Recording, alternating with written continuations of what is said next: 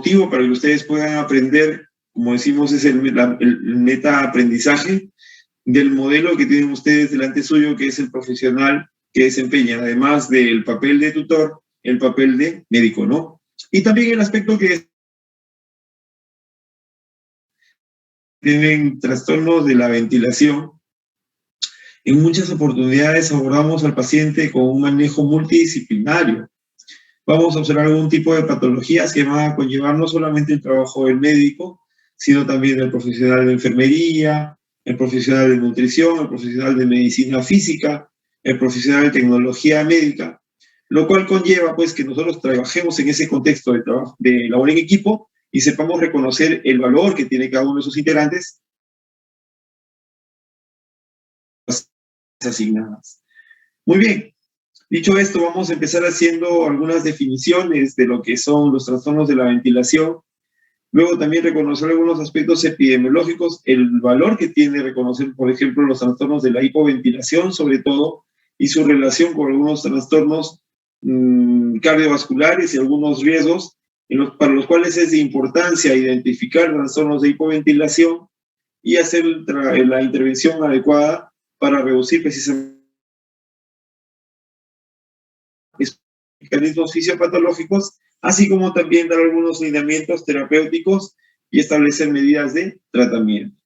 Vamos a ver más adelante que algunas de las patologías que hemos revisado en los casos anteriores que están relacionadas precisamente con la expresión de hipoventilación o disminución de la capacidad respiratoria. ¿Qué llamamos hipoventilación?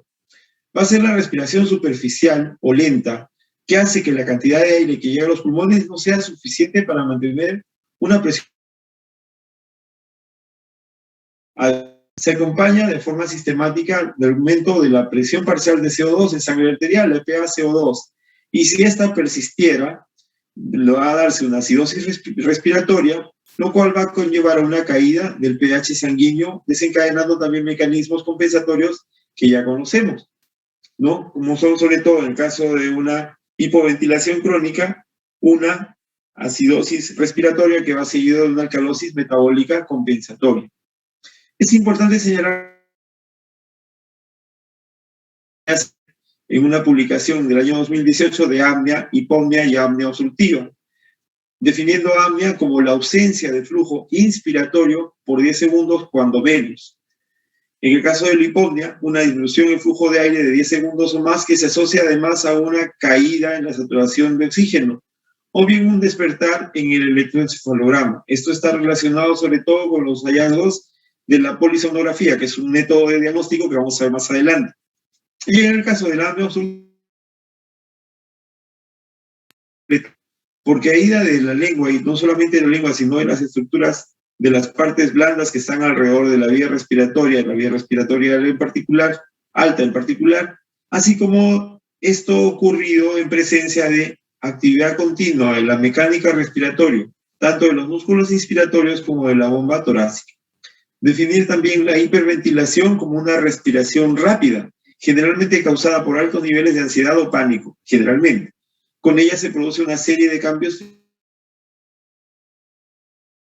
de CO2, la PaCO2 en sangre, hasta un nivel denominado hipocapnia y un aumento del pH en la sangre, lo que se denomina una alcalosis respiratoria consecuente. Para hacer un recordado breve nada más de lo que es la fisiología del control respiratorio, sobre todo lo que corresponde a la ventilación, el aparato respiratorio va a tener 3 componentes importantes, con funcionamiento independiente, pero que se interactúan para poder hacer una regulación adecuada a la mecánica neuromuscular y la pared torácica. En el individuo sano vamos a observar que las cargas elásticas, las que están relacionadas con el cambio de volumen, y las cargas dinámicas relacionadas con el flujo, son las que deben superarse para ventilar los pulmones en reposo, y que estas, cuando el paciente está en reposo, son bajas, estas cargas, y que el trabajo que necesitan los músculos respiratorios para poder desarrollarlo es mínimo. Sin embargo, ese trabajo puede aumentar, ya sea porque se necesita un incremento sustancial de la mecánica, sea o en ambas situaciones. Hay un cuadro explicativo muy interesante de esto que vamos a poner más adelante, que también está en un capítulo de Harrison. La frecuencia ventilatoria. Hablamos acá de trabajo ventilatorio. Sin embargo, acá trabajamos ahora de la frecuencia respiratoria. Con cuán rápido respiramos. Se va a determinar de manera primordial por la necesidad de eliminar dióxido de carbono, que es residuo o resultado del metabolismo continuo de nuestro organismo. Por eso la ventilación se incrementa durante el ejercicio. O sea, acá tenemos una frecuencia respiratoria que va a estar en relación con la actividad fisiológica que estamos desarrollando. En el caso de la actividad física, el ejercicio nos lleva a acumular más dióxido de carbono. ¿Y cómo respondemos a ello? Si ustedes recuerdan, cuando están subiendo escaleras de manera rápida, o aquellos que les gusta hacer actividad, salen a jugar pelota, salen a manejar bicicleta, salen a hacer slow trekking o a correr, notan que con la actividad física aumenta la frecuencia respiratoria para eliminar el dióxido de carbono que estamos metabólico. Así como también se va a aumentar en la acidosis metabólica, caso característico la acidosis en la cetoacidosis diabética, que va a generar una respuesta compensatoria. En el caso de que se trate de una acidosis metabólica, lleva a una respiración acidótica que va a llevar a una aparición de una alcalosis respiratoria compensatoria. El sistema que va a controlar la tasa de ventilación responde a estímulos químicos, sobre todo, entre los que se encuentran las presiones arteriales de dióxido de carbono, la PaCO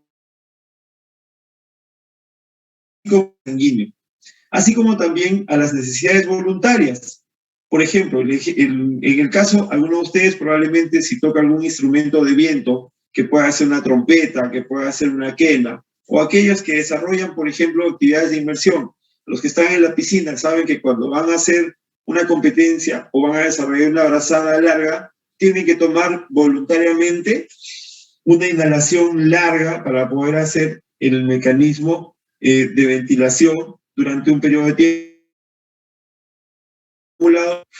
hacer la mecánica respiratoria y vuelven a hacer otra vez la respiración para poder continuar con la mecánica respiratoria durante el trabajo físico. Esto de acá entonces nos lleva a saber que la respiración, la frecuencia respiratoria tiene un componente de ventilación autonómico que responde a estímulos químicos, pero también tiene un componente voluntario cuando tiene el deseo de hacer una inspiración profunda. En las condiciones del steady state, del estado estable, la fracción alveolar entre la ventilación alveolar, o sea, producimos CO2 resultado de nuestro metabolismo, pero la fracción alveolar del CO2 va a estar dada además por la ventilación alveolar, puesto que la presión alveolar y arterial de CO2 son iguales, toda vez que el centro de control respiratorio busca mantener una presión arterial de CO2 estable alrededor de 40 mililitros de mercurio, la presión arterial parcial de CO2 refleja si la ventilación alveolar es adecuada. Si esta desciende y se aleja mucho de un 40, en el caso de que el paciente haga una hiperventilación, nos va a llevar a que disminuya la PaCO2. En tanto que si la PaCO2 excede es porque hay hipoventilación alveolar. Algo está ocurriendo con la mecánica respiratoria que no está alcanzando la profundidad o la frecuencia adecuadas y nos lleva a acumular CO2. Esto sobre todo en los casos de hipoventilación alveolar extrema. Solamente para hacer un recordar de la fisiología del control respiratorio. Esto que está relacionado respiratoria. El grupo respiratorio dorsal, el grupo respiratorio ventral, la región ventrolateral del bulbo y tenemos también el núcleo ambiguo. Estos centros están relacionados con los estímulos por receptores diversos. En el caso del grupo respiratorio dorsal, por ejemplo, los vasoreceptores, los receptores cardíacos y receptores pulmonares de la parte mecánica, pero los receptores químicos sobre todo, ¿no? O de presión también parcial. En el caso de la frecuencia, por ejemplo, el grupo respiratorio ventral, mientras que el flujo simpático excitatorio lo vamos a observar básicamente en la región ventrolateral del bulbo como el centro, el que va a ser el que percibe el estímulo.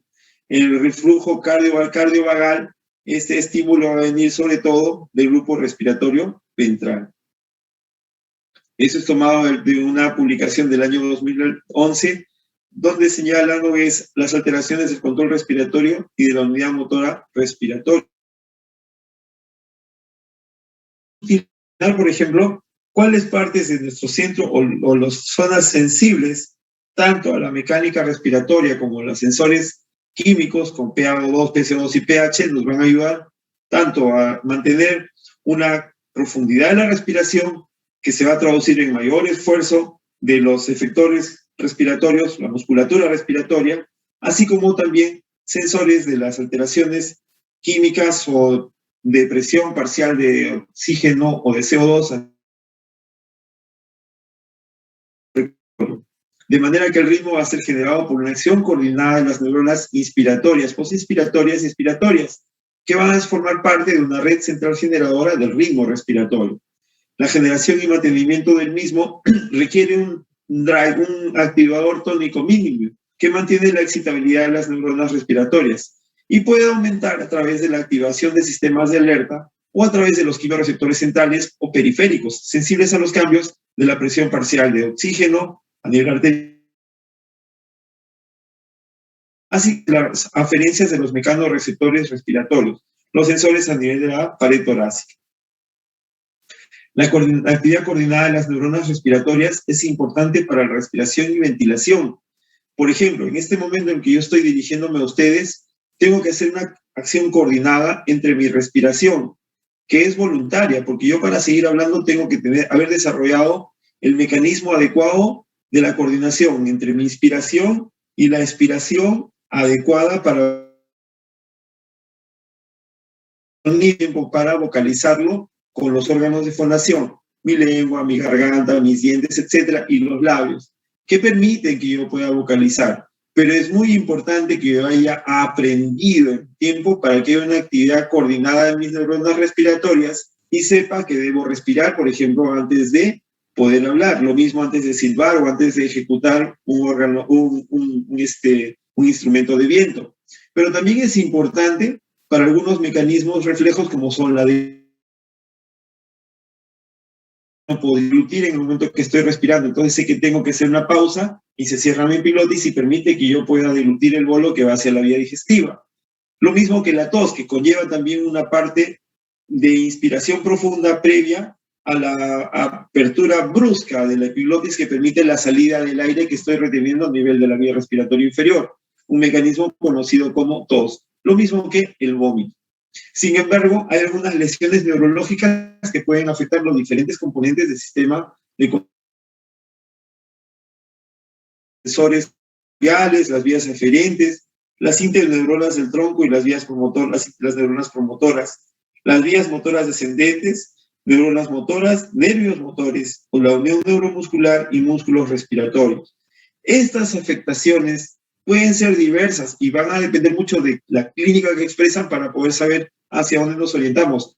Si la hipoventilación, por ejemplo, en el caso de que pueda ser la unión neuromuscular, esté relacionado con la alteración metabólica o una alteración de la debilidad que expresan los músculos respiratorios en enfermedades, por ejemplo, como el síndrome de Guillain-Barré, o también en lesiones que puedan comprometer las neuronas motoras o nervios motores, ¿no? Por ejemplo, los pacientes que sufren trauma a nivel de los efectores musculares, de las neuronas motoras, en el caso de lesiones vertebrales, ¿no? O lesiones a nivel de médula. Esto es muy importante porque de acuerdo a la clínica uno puede detectar que se trata precisamente de un daño respiratorio. La clínica, nuevamente, como siempre decimos en la revisión de los casos clínicos, los datos de la historia, tanto de la anamnesis como del examen físico, son los que nos llevan a la presunción diagnóstica. En muchos casos, estas lesiones dan lugar a una disfunción no solo respiratoria, sino también del control cardiovascular, dado que hay una red integrada cardiorrespiratoria central que va a conllevar una interacción entre control respiratorio, cardiovagal y simpático. El respiratorio dorsal actúa como el sitio de integración inicial de muchos de los nervios aferentes que transmiten información sobre la tensión parcial de oxígeno arterial, la PaO2, también sobre la tensión parcial de oxígeno a nivel de CO2, la tensión parcial de CO2 a nivel arterial, la PaCO2, el pH, así como la presión arterial. Los estímulos proceden de los quimioreceptores y varoreceptores carotídeos y aórticos al sistema nervioso central y llegan a los centros que habíamos mencionado anteriormente, ¿no? Estímulos, por ejemplo, como el ritmo respiratorio, el flujo simpático excitatorio, el flujo cardiovagal, o sea, el simpático parasimpático, y también algunos estímulos como son los que proceden de vasoreceptores, receptores cardíacos y pulmonares, cada uno con un centro al cual van a llegar para poder generar la integración de los estímulos. Y esto de acá, además, no olvidar que tiene un componente también voluntario, un componente que está por encima de estos receptores autonómicos, ¿no?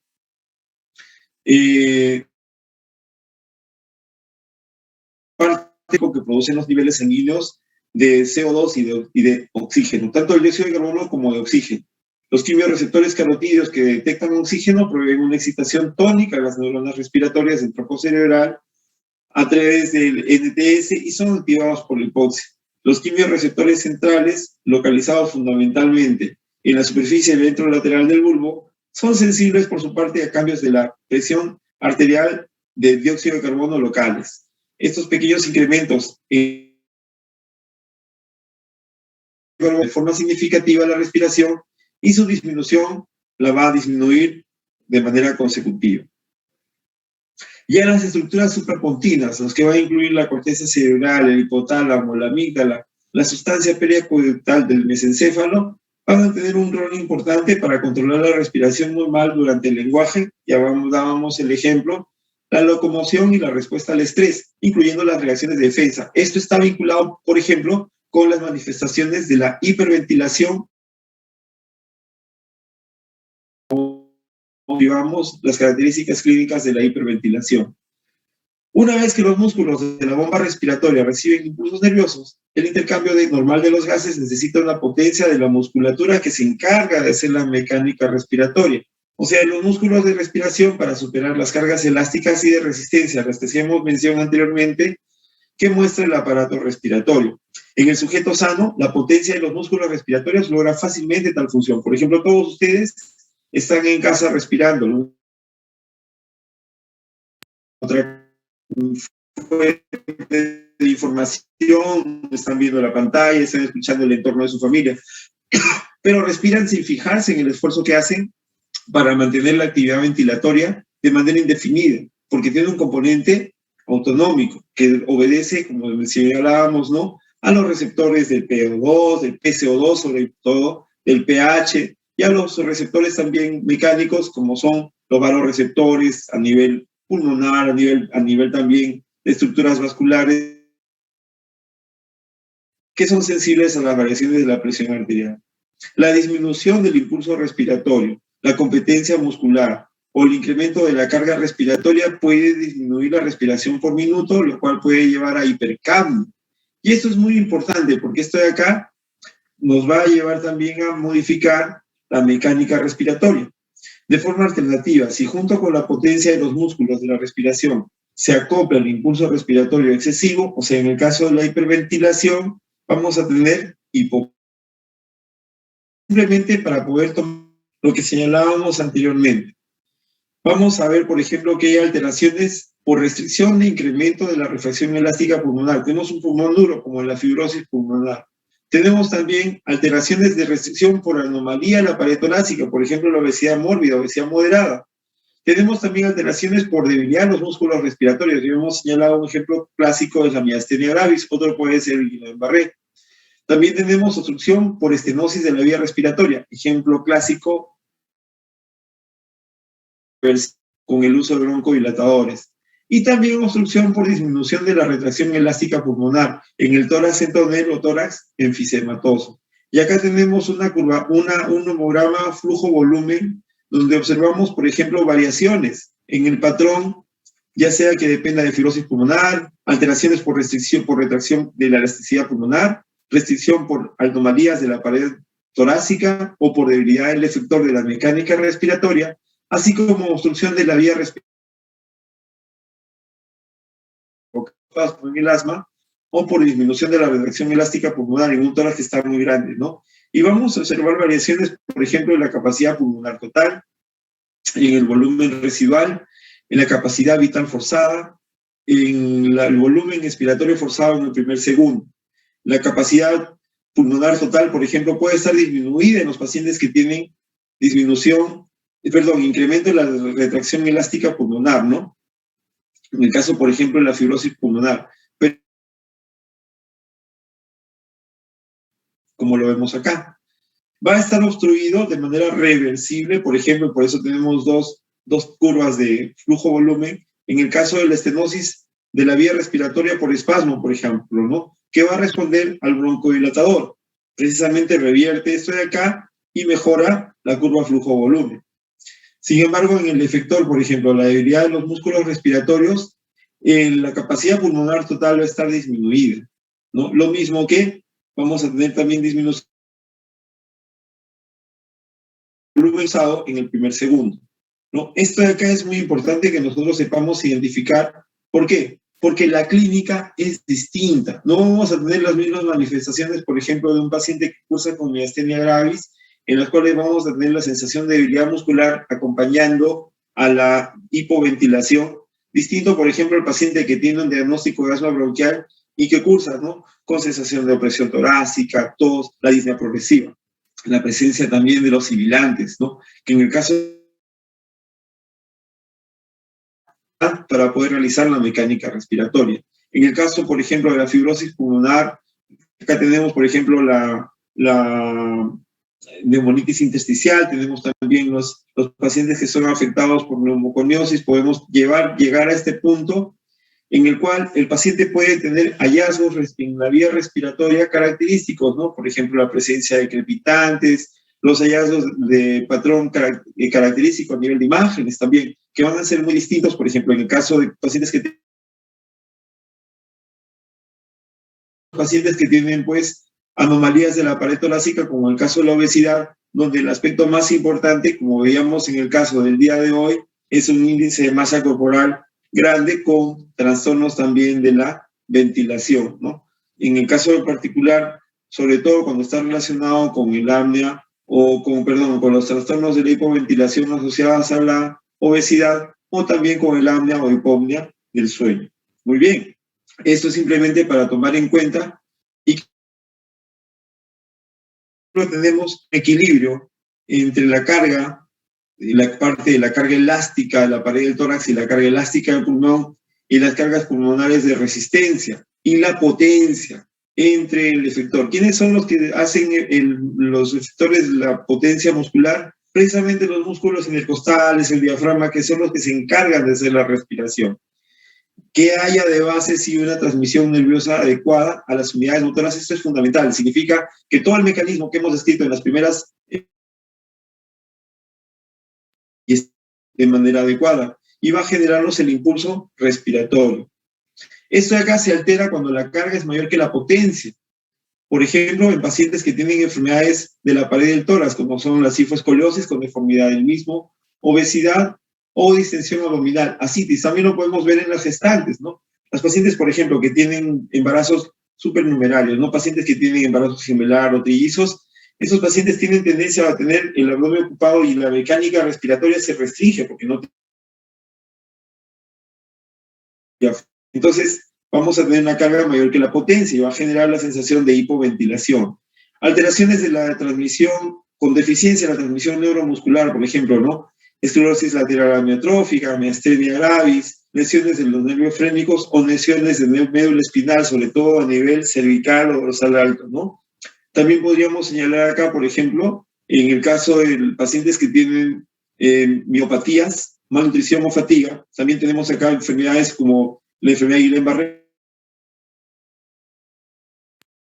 Aquellas enfermedades que van a generar un menor impulso respiratorio, la neumopatía por trastornos sísmicos, dentro de ellas está el apnea obstructiva del sueño. El uso de medicamentos, eso es muy importante. El paciente que tiene una sedación tiende a hacer hipoventilación. Hay que vigilar esto sobre todo en los pacientes ancianos o pacientes adultos que llegan porque tienen mala calidad de sueño, llegan pacientes que hacen disminución de la capacidad ventilatoria, y cuando hacemos una historia más detallada del uso de fármacos, observamos es muy frecuente, ¿no? Accidentes vasculares con componente encefálico, los EBCs, los infartos protuberanciales, por ejemplo, ¿no? tienen como manifestación clínica pacientes que hacen hipoventilación, los pacientes con trastornos, por ejemplo, que hacen ventilación de Cheyne-Stokes, pacientes que cursan con trastornos endocrinos como el hipotiroidismo o pacientes que tienen hipoventilación alveolar primaria, lo cual es más frecuente en los extremos de la vida, o en el recién nacido o en el adulto mayor. Con trastornos sísmicos, como sean la obstrucción de la zona alta de las vías respiratorias, ya vamos a ver más adelante, generalmente aquellas personas que tienen un gran volumen de la zona alrededor de la vía respiratoria de la orofaringe, la zona de la laringe, que pueden provocar, al relajarse durante el sueño o la hipoactividad, la vía respiratoria alta y provocar una obstrucción que va a generar mayor carga sobre la potencia que tiene el paciente, de manera que tenemos una mecánica. Y también las neumopatías, ¿no? La neumopatía intersticial, la obstrucción del flujo respiratorio como el asma o el EPOC, las atelectasias o el embolismo pulmonar. Y en el caso, por ejemplo, de la intensificación del impulso con potencia aceptable, la transmisión nerviosa puede estar normal, no hay enfermedades de la pared del tórax, sin embargo, tenemos intensificación del impulso, ¿no? Acá, por ejemplo, ya lo vamos a describir más adelante, en el caso de la hiperventilación, cuando el paciente entra en estados de ansiedad, en estados de pánico, no hay mal de los músculos, pero el paciente hace una intensificación del impulso. Y eso se traduce en una depletación del dióxido de carbono, una PaCO2 baja, y además algunas veces tenemos un pH normal. Para explicar solamente lo que son los trastornos que se pueden observar en la hipoventilación y obesidad, tenemos una referencia, por ejemplo, la hipoventilación relacionada con este cuadro, el síndrome de hipoventilación-obesidad, hay expande igual, y estábamos viendo por incremento de la carga, puede haber obstrucción de la vía aérea superior por aumento del volumen o compresión externa de la vía respiratoria, aumento de la resistencia de la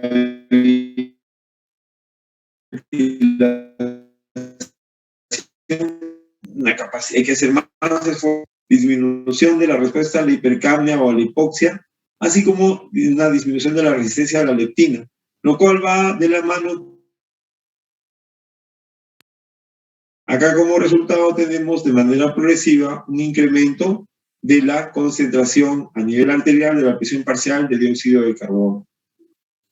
En la hipoventilación hay que considerar que las enfermedades que disminuyen la ventilación por minuto o aumentan el espacio muerto podemos considerar en 4 categorías: las del parénquima pulmonar y la pared del tórax, las neumopatías con trastornos hídricos, las enfermedades neuromusculares y las de trastornos del impulso respiratorio, que es lo que hemos estado señalando.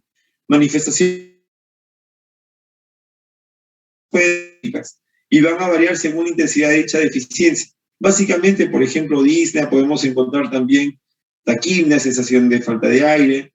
Va a depender mucho también de la rapidez con que surge la hipercapnia, así como el grado de compensación de la acidosis respiratoria y el trastorno primario. De forma típica, el cuadro inicial de sujetos con enfermedades del parénquima pulmonar o de la pared del tórax incluye disnea y menos tolerancia al esfuerzo, como veíamos, por ejemplo, en los pacientes que cursan con enfermedad pulmonar intersticial difusa, así como también en aquellos mecánicas a nivel pulmonar, ¿no? En el caso, por ejemplo, de los químicos de polvo, que se presentan de forma de polvo en los ambientes donde hay contaminación por, sobre todo en minas, la neumoconiosis, la silicosis, asbestosis, que son formas específicas de neumoconiosis. Signos de hipoventilación, así como síntomas de hipoventilación, por ejemplo, la disnea durante actividades de la vida diaria. En el caso también de ortopnia, en enfermedades que afectan la función diafragmática, por ejemplo, ¿no? Paciente que se acuesta, que tenga a veces una hernia diafragmática con sensación de falta de aire o hipoventilación.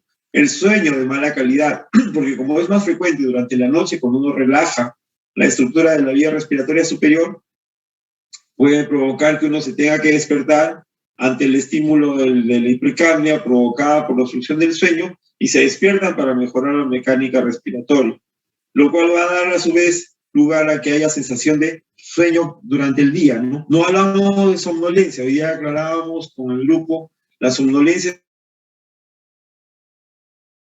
que puede generar que un nuevo paciente lo evalúe y lo vea que se queda dormido, ¿no? Acá no, es sensación de sueño aumentada, ¿no? Las cefaleas matinales, generalmente cefaleas de tipo opresivo asociadas a tensión, ¿no? Generan ansiedad. La cefalea matinal temprana, ¿no? Tipo opresivo, global, ¿no? Que puede ir desapareciendo a lo largo del día. Así como también la aparición en enfermedades neuromusculares, pero una tos deficiente, o sea, no hace una mecánica, sino eso lo vemos en pacientes que están saliendo del síndrome de Guillain-Barré o pacientes que están sometidos mucho tiempo a ventilación mecánica y han hecho neuropatía de paciente crítico y están saliendo del soporte ventilatorio, ¿no? Y el mecanismo de tos no es suficientemente fuerte como para despejar la vía respiratoria. Signos definitorios de neumopatía obstructiva como el EPOC son episodios de disnea intensificada con producción de esputo. Lo hemos visto cuando hemos visto EPOC. En tanto que en el caso de neumopatías intersticiales es frecuente que progresaba incluso hasta en meses, ¿no? La somnolencia diurna excesiva, el sueño irregular y deficiente, y los ronquidos son frecuentes en sujetos con neumopatía por trastornos sísmicos, ¿no? La apnea o hipopnea del sueño o la obstructiva también asociada a la obesidad. Las perturbaciones del sueño y la autopnea también se describen como parte de trastornos neuromusculares, como el caso de miastenia gravis. Podemos encontrar también debilidades, extremidades o síntomas vulvares antes de que aparezcan perturbaciones del sueño. Enfermedades neuromusculares como serían la esclerosis lateral amiotrófica o la distrofia muscular. En personas con trastornos en el impulso respiratorio también tienen manifestaciones idénticas observadas con otras causas de hipoventilación crónica. La evolución es muy importante. El paciente con evolución clínica con hipoventilación crónica por enfermedad neuromuscular o de la pared del tórax, hay una sucesión, ¿no? Hay una fase asintomática en la que son normales la presión parcial arterial de oxígeno, así como la presión parcial arterial de dióxido de carbono